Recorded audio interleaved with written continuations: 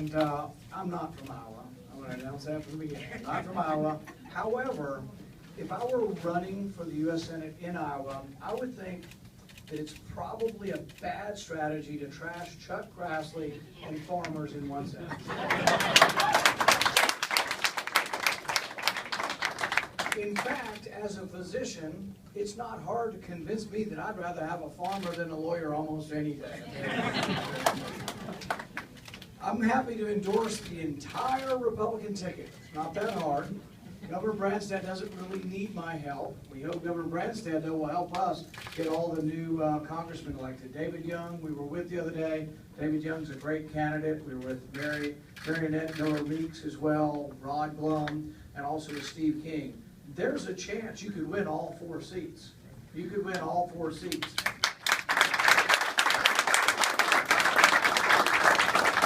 But the one closest to my heart is the U.S. Senate.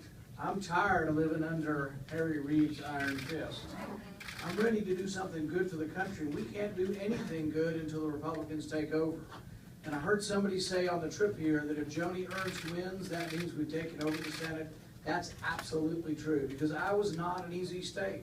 Governor Branstad makes it look easy. Chuck Grassley makes it look easy. The rest of y'all need to figure out what they're doing right so we can win elections. No pressure, though. No pressure. But the thing is it's a tough purple state. We lost to the president twice, in 2008 and 2012. No, I'm not blaming anybody individually, but we've got to do better. And that's what my message has been across the country. My message really is not so much about primaries. Let's have good spirited primaries. My point that I've been trying to make across the country is, how do we make purple states red again? How do we make Iowa truly a red state? How do we make Iowa a state that will send us a U.S. Senator? We have one good one from Iowa.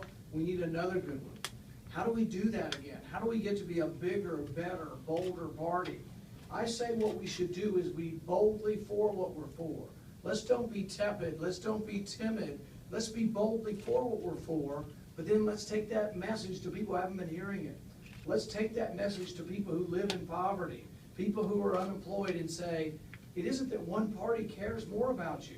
We all care about trying to correct poverty and long-term unemployment, but our policies are different. Listen to our policies. I went to Detroit this year. Detroit's got 20% unemployment. Republicans got 3% of the vote there, so I'm brave. I'll go anywhere. I said, we can do better. Vote for us. Think about our policies. I have a tax policy that would leave $1.3 billion in Detroit. I have a policy that would help those who are living in poverty in Iowa. But we don't do it by taking the money from somewhere else. We do it by leaving money in Iowa. You want Iowa to be richer? Leave more money in Iowa and send less money to Washington. It's as simple as that.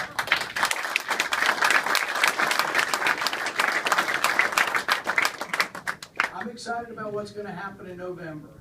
I think the governor agrees with me. We feel something big happening. We feel the country is going to send a message to the president. We are unhappy with what you're doing to the country. When that message comes forth and it bursts forth, I think as a tidal wave in November, it's going to be a serious rebuke to the president. We cannot have a president who acts outside the law.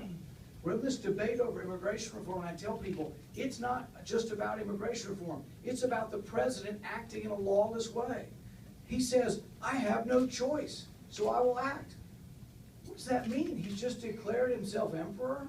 You can't act without Congress acting. You have to persuade people.